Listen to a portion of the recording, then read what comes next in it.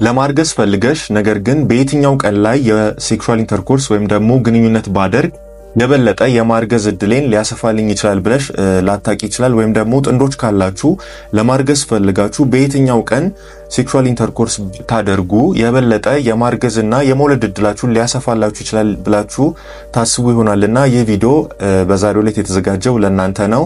ሰላም ጤና ይስጥልኝ ውድ የቻናሌ ቤተሰቦችና ተከታታዮች እንደምን ቆይታችኋል? ውድ ተመልካቾቼ ለዛሬ ይዤላችሁ በመጣሁት ቪዲዮ ላይ ያላችሁን ኮሜንት እንዲሁም ደግሞ አስተያየት ካላችሁ በኮሜንት ሴክሽኑ ስር እንድታስቀምጡልኝ ከወዲሁ መልእክቴን አስተላልፋለሁ። እንዲሁም ደግሞ ለቻናሉ አዲስ ከሆናችሁ ሰብስክራይብ በማድረግ ቤተሰብ እንድትሆኑና የምሰራላችሁን ቪዲዮ ደግሞ ሼርና ላይክ በማድረግ ለወዳጅ ዘመዶቻችሁ እንድታጋሩ ስል ከወዲሁ መልእክቴን አስተላልፋለሁ።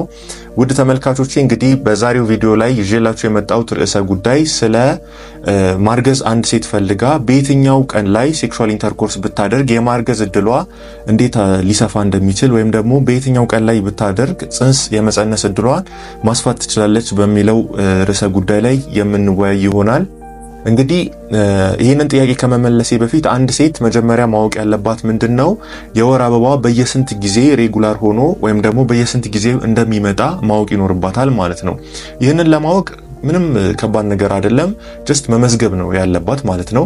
ለምሳሌ ዛሬ ከሆነ የምታዩ የወር አበባን የዛሬውን የመጀመሪያውን ቀን የወር አበባ ማየት የጀመረችበትን ቀናቶች አሉ። ለምሳሌ ለ4 ቀን ሊቆይ ይችላል፣ ለ5 ቀን ሊቆይ ይችላል ወር አበባ። ዛሬ የወር አበባ ማየት የጀመረችበትን የመጀመሪያውን ቀን እንደ አንደኛ ቀን አርጋ ትወስዷለች ማለት ነው። ለምሳሌ ዛሬ ከሆነ የምታየው ዛሬን አንድ ብላ ተመዘግብና ቀጣይ ደግሞ የምታየውን የወር አበባ ቀን ለምሳሌ ከዛሬ 28 ቀን በኋላ ሊሆን ይችላል፣ ከዛሬ 27 ቀን 26 ቀን በኋላ ሊሆን ይችላል የምታይበትን የመጀመሪያውን ቀን እንደ አንድ ብላ እንደገና ትወስዷለች ማለት ነው። ስለዚህ እነዚህን ቀናቶች በመመስገብ መከታተል ይኖርባታል ማለት ነው። ለተወሰኑ ቀናቶች የሷን የወር አበባ በመቼ እየቆየ ከስንት ቀናት በኋላ እየቆየ እንደሚመጣ በመመስገብ ማወቅ ይኖርባታል። ለምሳሌ ለአንዳንዶች በ28ኛ ቀናቸው፣ በ27ኛ ቀናቸው፣ በ24ኛ ቀናቸው፣ በ30ኛ ቀናቸው ሊመጣ ይችላል ማለት ነው። ይሄንን በትክክል አንድ ሴት መመዝገብ ይኖርባታል። የዛሬ የምታየውን ወር አበባ እንደ አንደኛ ቀን ከቆጠረች በኋላ ቀጣይ የምታየውን ቀን ደግሞ የመጀመሪያውን ቀን እሱንም ሌላ ቀን እንደ አንደኛ ቀን ከቆጠረች በኋላ በመሃላቸው ያለውን ቀናት 28 ቀን 27 ቀን ብላ ትመዘግባለች ማለት ነው። እንግዲህ በዚህ መሃል ነው የትኛው ቀን ላይ ሴክሹዋል ኢንተርኮርስ ብታደርግ የማርገዝ ወይም ደግሞ የመጸነስ እድሏን ልታስፋ የምትችለው የሚለውን ማወቅ የምትችለው ማለት ነው። እንግዲህ ከዚህኛው ውስጥ አሁን ሳይክሉ ወይም ደግሞ የወር አበባ በሚከሰትበት ያለውን ሳይክል ወይም ደግሞ ዑደት ለሁለት ፌዝ እንከፍለዋለን። እሱም ፎሊኩላር ፌዝ እና ሉቲያል ፌዝ ተብሎ ለሁለት ይከፈላል ማለት ነው። ፎሊኩላር ፌዝ የምንለው ነው የተለያየ ስለሚሆን ወይም ደግሞ አንድ እንቁላል ማቹር አድርጎ ወይም ደግሞ ዝግጁ ሆኖ እስኪለቀቅበት ጊዜ ድረስ ያለው ታይም ከሴቶች ስለሚለያይ ይሄንን ታይም ፎሊኩላር ፌዝ እንወለን። በዚህ የተነሳ ነው ሳይክሎቹ የተለያዩ የሚሆኑት። አንዳንዱ በ27 ቀን ለአንዳንዱ በ28 ቀን እንዲመጣ የሚያደርግበት ምክንያት በፎሊኩላር ፌዙ የተነሳ ነው ማለት ነው። ይሄኛው ይለያያል። ሉቲያል ፌዙ ግን ሁሌም ኮንስታንት ነው ወይም ደግሞ 14 ቀን ነው የሚፈጀው ማለት ነው። ለምሳሌ ዛሬ ካየች የወር አበባን አንድ ሴት ዛሬ ካየች ከዛሬ 14 ቀን ወደ ኋላ በፊት ነው እንቁላሉ የተለቀቀው ማለት ነው። ነገ ካየች ከነገ 14 ቀን አስቀድማ ወደ ኋላ ስትቆጥር ያኔ እንቁላል የተለቀቀበት ቀን ይሆናል ማለት ነው። ስለዚህ ይሄንን ሁለቱን መደንብ መያዝ ከቻላችሁ በኋላ ኦቭዩሌሽን የምንለው ሂደት ምንድነው? ኦቭዩሌሽን ማለት በቃ በቀላሉ ባጭሩ ምንድነው?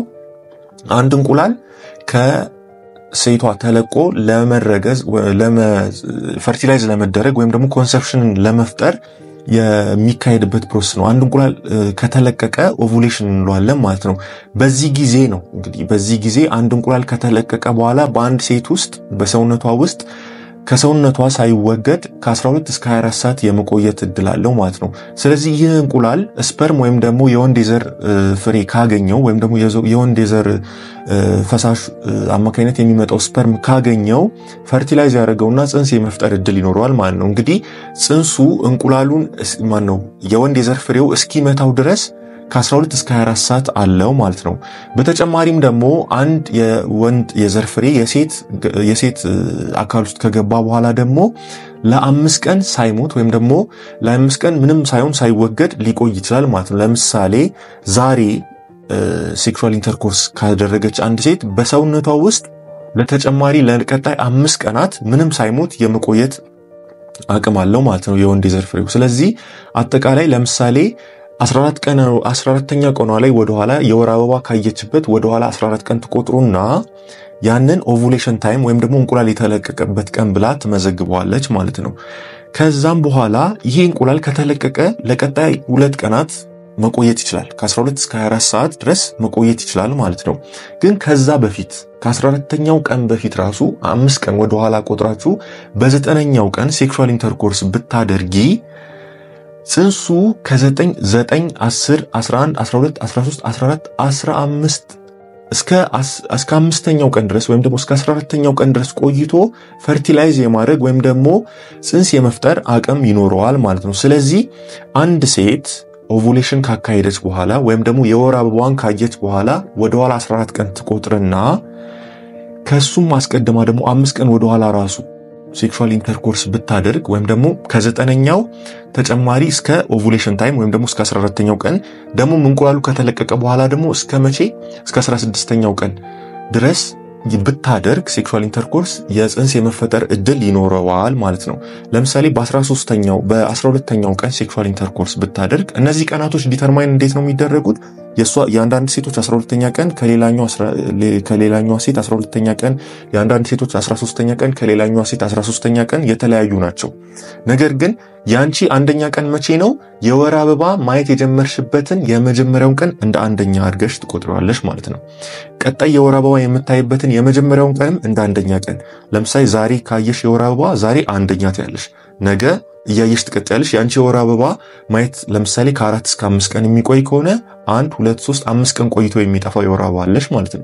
ስለዚህ ቀናቶቹ እንደዚህ ነው ዲተርማይን የሚደረጉት ወይም ደግሞ የሚታወቁት ማለት ነው። ስለዚህ ዛሬ ካየሽ ዛሬን እንደ መጀመሪያሽ ቀን ትቆጥሪና ከዛሬ በኋላ ወደፊት 9ኛ ቀን ላይ ትሄጂና ከ9ኛ ቀን እስከ ቀጣይ 14ኛ ቀንሽ ድረስ ሴክሹዋል ኢንተርኮርስ ብታደርጊ ጽንስ የመፈጠር እድል አለው። ምክንያቱም ስፐርም ወይም ደግሞ የወንድ የዘር ፍሬ በሰውነትሽ ውስጥ 5 ቀን ሳይወገድ መቆየት አቅም ስላለው ወይም ደግሞ ሳይሞት የመቆየት አቅም ስላለው ማለት ነው።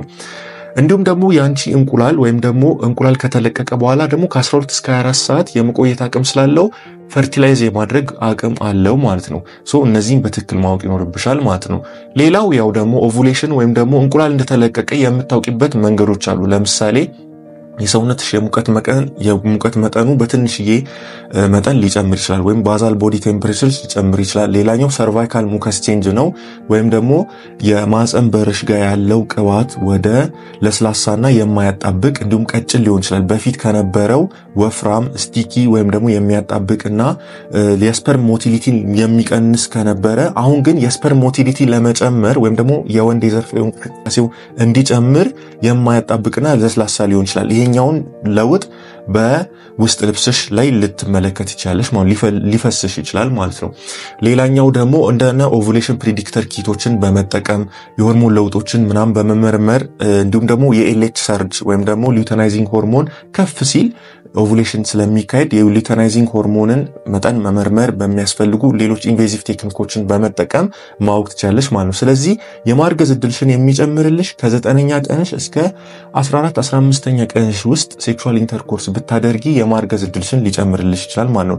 ሌላኛው በሳምንት ኤቭሪ አዘር ዴይ ማለትም በሳምንት ከ3 እስከ 6 ቀን ለአንድ ዓመት ያህል ያለምንም አይነት ባሪየር ሜተድ ወይም ደግሞ ያለምንም አይነት የወሲብ የወሊድ መቆጣጠሪያ በመጠቀም እንትን ማድረግ ትችላለሽ ማለት ሴክሹዋል ኢንተርኮርስ ለአንድ ዓመት ያህል ሞክረሽ ጽንስ ካልተፈጠረ በኋላ ነው ወደ መሃንነት ደረጃ ሊሆን ይችላል ብለን መሃንነት ሊኖር ይችላል ብለን ወይም ደግሞ ፕራይመሪ ኢንፈርቲሊቲን ሰስፔክት አድርገን ወደ ሕክምና ተቋም መምጣት ያለብሽ ማለት። ስለዚህ አንፕሮቴክትድ የሆነ ሴክሹዋል ኢንተርኮርስ ወይም ደግሞ ምንም አይነት የወሊድ መቆጣጠሪያ የሌለው ሴክሹዋል ኢንተርኮርስ ቢያንስ በሳምንት ከ3 እስከ 6 ቀናት በማድረግ ለአንድ ዓመት ያህል ከሞከርሽ በኋላ ነው ይሄንን በተለይ ደግሞ በ9ኛውና በ16ኛው ቀን መሃል ሴክሹዋል ኢንተርኮርስ ብታደርጊ እንቁላሉ የተለቀቀበትን ቀን ስለምታውቂ ያ እንቁላል የተለቀቀበትን ቀን ስፐርም ሄዶ ፈርቲላይዝ ስለሚያደርገው ያንን ማወቅ የበለጠ ይጠቅምሻል ማለት ነው። በዚህ መልኩ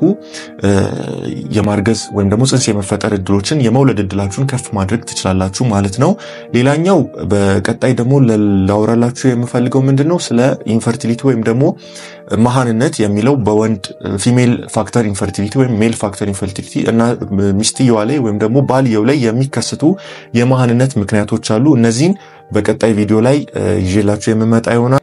ውድ ተመልካቾቼ ዛሬ እንግዲህ በሰራውላችሁ ጠቃሚ የሆነ የጤና ቪዲዮ ላይ በቂ የሆነ ግንዛቤ ማግኘት እንደተቻላችሁ ሙሉ እምነቴ ነው። እንግዲህ የመጸነስ ወይም ደግሞ የማርገዝ እድላችሁን መቼ ከፍ ማድረግ እንደምትችሉ በተለይም ደግሞ ከ9ኛው እስከ 16ኛው ቀናቶች ውስጥ ለአንድ ዓመት ያህል አንፕሮቴክትድ ወይም ደግሞ ምንም አይነት የወሊድ መቆጣጠሪያ ሳትጠቀሙ በሳምንት 3 እስከ 6 ቀን በማድረግ ለአንድ ዓመት ያህል ሙከራ ካደረጋችሁ የማርገዝ እድላችሁ በጣም የመጨመር እድል ስለሚኖረው ይህንን መልእክት ለእናንተ ለማጋራት ፈልጌ ነው። ተመልካቾቼ ለቻናሌ በድጋሚ አዲስ ከሆናችሁ ሰብስክራይብ እንድታደርጉ ቤተሰብ እንድትሆኑ መልእክቴን እያስተላለፍኩ ከወዲሁ የምሰናበታችሁ እኔ ዶክተር ኦሊያድ ገረሙ እባላለሁ። በቀጣይ ደግሞ ይዤላችሁ የምመጣውን የጤና መልእክት ቪዲዮዎች ላይ እንድትጠባበቁ እያልኩ ከወዲሁ ሰናበታችኋለሁ። እስከ ቀጣይ ድረስ መልካም ቆይታ